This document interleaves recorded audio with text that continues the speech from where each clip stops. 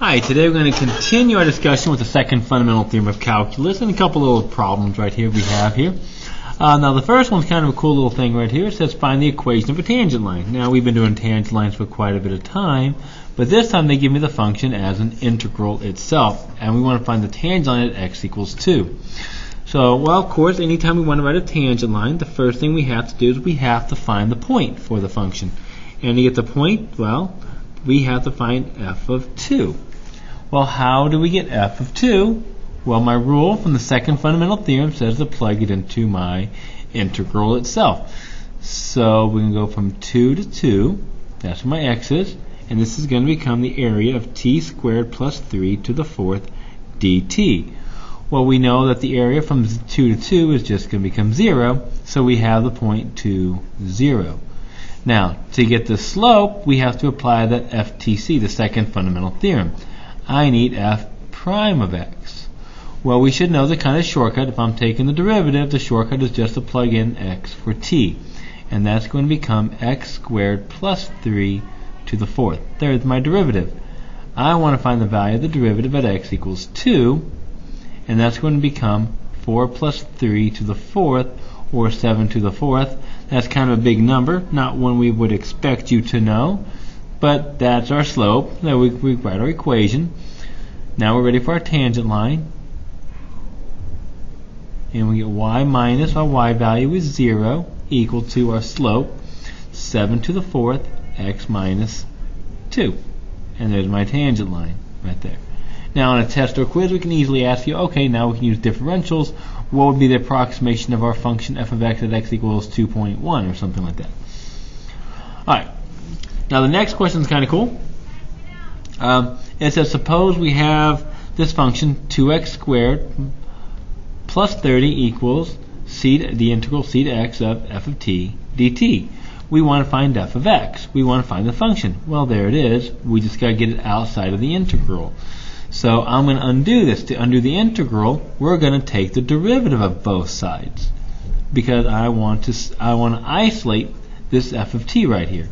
So it's just like in adding and subtraction. If I have like x plus 3 equals 7, I want to isolate the x, I subtract the 3. I do the inverse operation. So the idea is the same here. Now we're going to change this to a minus 30 though to make it work for us. So if I take the antiderivative of the derivative of both sides from c to x, f of t dt, we're going to get 4x equals, and we're doing our fundamental theorem here, plug in the x, we get f of x. So we have f of x here equaling 4x. Now, the only other thing I may ask you on something like this is to find the value at c. Well, to find the value at c, well, now I want to get the domain. So I have to use my fundamental theorem, because we know that the FTC says the f of x minus f of c. So by using the fundamental theorem, I can find c. So I'm going to set up my equation, 2x squared minus 30 equals the integral c to x of f of... Now, we're going to change this because we just found out what f of x was. That was our 4x, and that's going to be dx now. We're in terms of x. So I'm going to take the antiderivative. I don't do it over here, just on this side, and we get 2x squared from c to x. Applying the fundamental theorem, we get 2x squared minus 2c squared. X squareds cancel, and we get c equals plus or minus the square root of 15. Kind of a cool little problem right there. On the AP test or test, this would be like worth 1 or 2 points, but this is going to be worth like 4 or 5 points, so it's worth much more for us. Now, let's get down to the big one down here. Oh no! It's saying find the absolute minimum. We love these ones. We know that's candidates test. So, we have to find the candidates. And how do we find the candidates? Very good. Critical numbers. So we have to find out where the derivative equals 0. In this case, though, we're in terms of g, so we want to find out where g prime of x, remember, if I take the derivative, which is f of x, equals 0. And they tell me this is f of x. And we know it's going to be at negative 1, 1, and 3. We also need the endpoints. We got those, -2 and 3.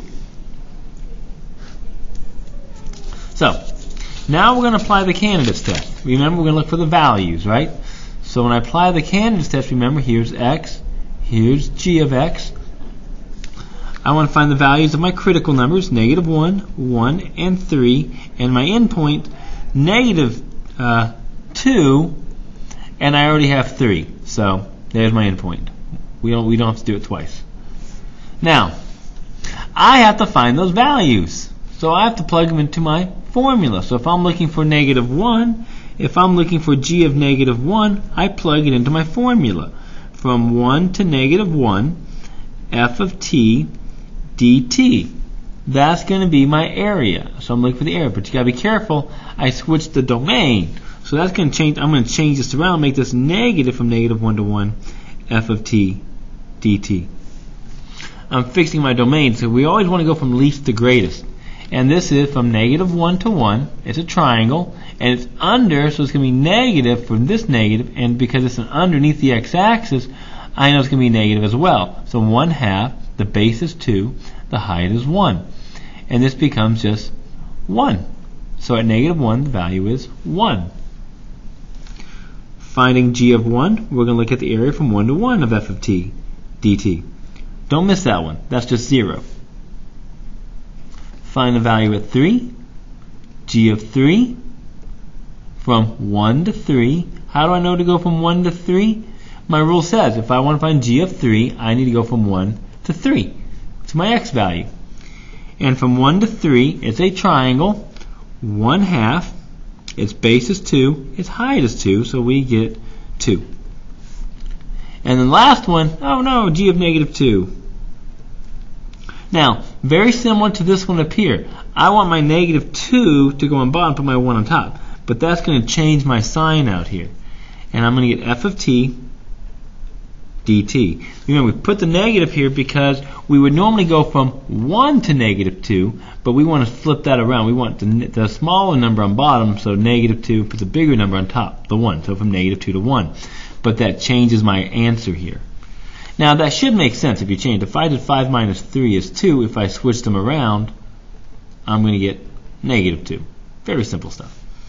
So this is going to become negative of, now take a look here, from -2 to 1, they got two triangles. So the first triangle, -1/2, its base is 1.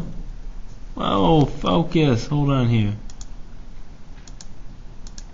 Let me see if I can do that again. There we go. From -1, and the height is 2, minus, because against the negative, 1/2, its base is 2, and its height is 1.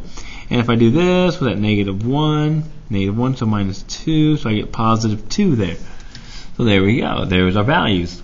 Now we want the absolute minimum, so we get the absolute min as a point, 1, 0, there it is, my lowest value, by candidates test. Don't forget your reason, and there's your answer. That's a hard one. Alright, so practice these. These are pretty easy to do. A lot of students tend to really like them. Okay, I'll see you guys soon. Bye.